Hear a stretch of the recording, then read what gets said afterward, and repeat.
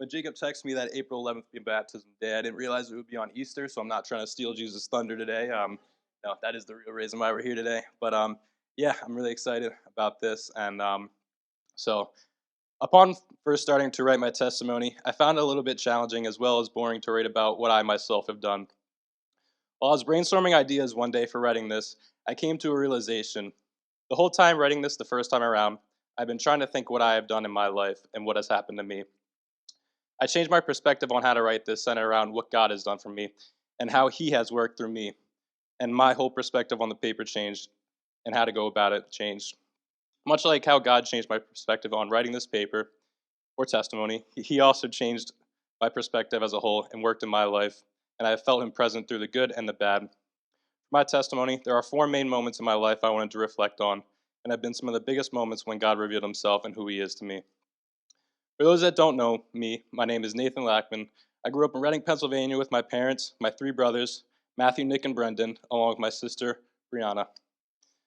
We were raised going to church every Sunday. Along with church, we loved cheering on the best team in the NFL, which would obviously be the Philadelphia Eagles. I grew up in Sunday school and eventually transferred to a Catholic high school when I was a sophomore. I lived a very privileged life and honestly did not face many struggles growing up. My parents provided me with every opportunity and gave me just enough to succeed in life, which I will forever be grateful for. I never had to worry or face many struggles as a young kid. At a young age, I found the sport of wrestling early on, and God allowed me to see much success in the sport as a kid. Weekends and nights were filled with wrestling tournaments and practices. Wrestling was a huge part of my identity and always will be. My brother Matthew and my dad used to travel 1 hour plus after long days of school and work in order to achieve my goals. Life was simple. I would go to school, go to practice, hang out with my friends, do what I loved on the weekends, play video games with my siblings, everything a kid could ever ask for. I'll be lying if I said every moment was cheerful and full of joy, but looking back my early childhood, I remember far more good than bad. The first major event that led to my faith to where it was September 19th, 2014. I was in 8th grade, and it was just another start of another school year. My parents, myself, and my two brothers Matthew and Nick were out to dinner. My dad received a phone call and abruptly left. When he came back, he was straight-faced and said we had to leave, unfortunately. We could tell something was wrong. We didn't think too much of it. We arrived in the car and received the worst news any family could ever imagine. My oldest brother, Brendan, had passed away. As a 13-year-old kid, how are you supposed to wrap your head around this? How could this loving God I went to church on Sunday for and grew up learning about in Sunday school allow for such a tragic event to occur? My mind was racing and my heart was broken. Why did God allow for this to happen? My parents loved their kids so much and had always held strong faith. Brendan was struggling much of his life. Why would this be his destiny here on earth? The questions continued to race through my head as we lay my brother to eternal rest. The one who has always been there and taught me so much, so many of my first lessons as a kid. The one who would throw the football in the backyard for hours, play real-life WWE in my parents' bedroom, play hours of PlayStation with, was gone, and God failed to stop him. I could never understand this and could never wrap my head around this as a kid or a teenager. As I said, I saw much success in the sport of wrestling as a kid. I rarely lost and didn't know how to handle myself, even the short amount of times I did, and Brianna can attest to that. I saw the success through middle school, but when I entered high school, it became much different. I was falling behind. I was maybe 90 pounds as a freshman in high school and couldn't even come close to the lightest weight class in high school, which was 106 pounds. I started to lose more and more. Even opponents I had beaten easily in the past, the tables were turning. Kids were getting stronger and better, and I was achieving none of those. I had finally started to grow my junior year of high school, and I finally cracked the varsity lineup. This required me to cut down to the lightest weight class to see varsity time, which was a lot of weight to lose, especially for a tiny kid like myself. I experienced major burnout and didn't finish my junior year of wrestling. Senior year came by, and I was a few weight classes up, but was still tired and burnt out from cutting weight from the previous year. I went to one tournament my senior year and lost while I watched most of my teammates succeed. I went to the chapel of my high school, asked God why I hate this sport, which I loved once so much, and what I should do. For the first time in my life, I can remember that I asked God for guidance. Not material things a little kid asked for, but true guidance and trust in Him. After praying for a while, I decided no longer wanted to wrestle, and instantly there was a weight lifted off my shoulders. For the months following, I was able to find out who I was without letting a sport define me or my success. This was the first time I had asked God for guidance, and I couldn't see it then, but it led to some of the most memorable moments and most success in my life. During this time away from wrestling, I was able to attend a few retreats and get to grow great deeply in my faith. One verse that stuck out to me that I came across during around this time is John 13:7. This says, Jesus answered him, to Peter, "What I am doing now you do not realize, but afterward you will understand." Sometimes it's hard to see what God has in store and why are we facing the things that we are. But only Christ knows what is best for us, and he knows who, and even he who was sinless had to face struggles himself. When I look back on my struggles in life and what God allowed for me to learn, I can confidently say I have grown. I would I would not have grown as much as I did, and I was better because of it and got to know who he was through those struggles. College years came by fast, and I found my way back to the sport of wrestling. The first 2 years of college, I wasn't actively pursuing my faith as much as I wanted to with all the noise and distractions of college. Next thing you know, I was in my junior year. This was the first somewhat normal year since much of my college years were struck by COVID. I found myself feeling confident in wrestling, school, and had great people around me like I always had. Junior year was also my breakout year in college wrestling. I went from fifth in the region as a freshman to next thing you know, finding myself in Cedar Rapids, Iowa for the national championship, which I had gone on to win. Life was great. I had reached a goal that I had never imagined I would ever accomplish. I always told myself I wanted to be a national champion, but it was never real until it actually happened. The relief and joy I felt after winning was unimaginable. How could anything be better than this? I was on top of the world. Like all things here on earth, they can only bring you so much happiness and fulfillment for a certain amount of time. Months following my victory, that number one feeling started to fade. Life went back to normal. I wanted to keep that championship feeling and ride that high forever. The problem is, I couldn't. I had to face reality. Life moves on. Even achieving your highest goals, the feeling fades. The crowd goes home. I had to ask myself, what's next? I took a lot of time to reflect on my life the summer going into my senior year. I had achieved some of my highest goals, but I felt this feeling like something was missing. I had worked hard and achieved so many of my goals, but why was I feeling so empty? Why was I not satisfied? And why was I living this sinful life that I wasn't proud of? The day before school started, I was at a country concert with my sister. We had nosebleed seats where we were high up in Gillette Stadium. During the concert, I was reflecting on my summer and realized I had not been happy with myself or where I was going. I was very anxious all over the place and all over the place. I took a deep breath and asked God for guidance. For the first time in a long time, I'd asked God to take control and show me his way. The next day, I just so happened to meet a group of people who told me they were part of a Bible study on campus.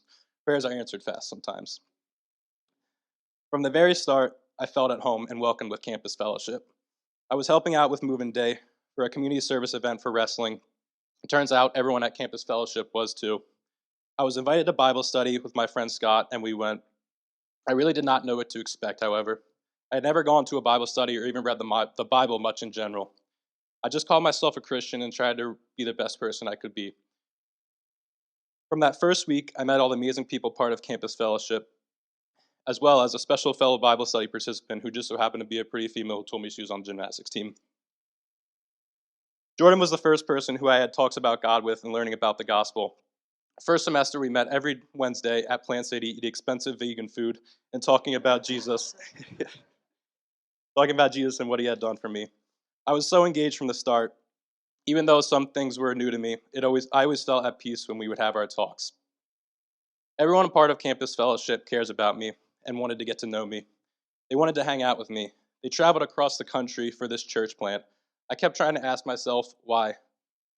The more I read the gospel, came to church, and spent time with everyone here at Sacred City, I realized why. They wanted to live as Christ lived.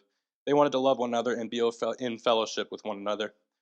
There is a peace and special bond I've always felt when I'm around my family here at Sacred City Church. Everyone truly cares about one another and welcome all who come, and that is everything I've wanted in a community like we have here. As many of you know, I recently won my second national title.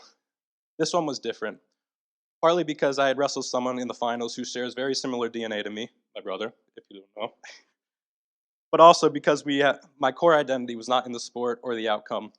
No matter the outcome, I knew I had a loving Father who has a plan for me. Campus Fellowship is also a huge reason as to why I won another national championship. I'm not talking about because that wrestling match me and Vinny had on the beach at the conference last fall. And no, Jacob did not show me how to do a proper headlock during our meetings. Rather, it had brought me a sense of fulfillment and meaning that nothing on this earth could. No matter the result of my season, I would have been okay. It brought me to know our loving Father, who will never leave us nor forsake us. Not even when you do a CrossFit competition and end up in the hospital with rhabdomyolysis hooked up on IVs. That was a couple months ago, if you don't know. He's still there with you. God's presence was sure felt when I got rhabdo and was in the hospital a few months ago, which was what was meant to be a very scary and life-threatening situation for me. I felt a great sense of peace and comfort. Jordan came to visit me and brought me a free Longhorn Steakhouse dinner voucher, which was really good. And not only that, but my second night in the hospital, I received a DM while I was fast asleep from that pretty girl at Bible study, keyword I approached at Bible study. She may have sent the first text, but I approached her. So this is a heated debate still to this day, if you can't tell. But thank you, Jesus. She remembered me, and I didn't scare her off. You obviously know the first thing I had to do when I got out of the hospital was not go rest, no, go on a date with Bible study girl.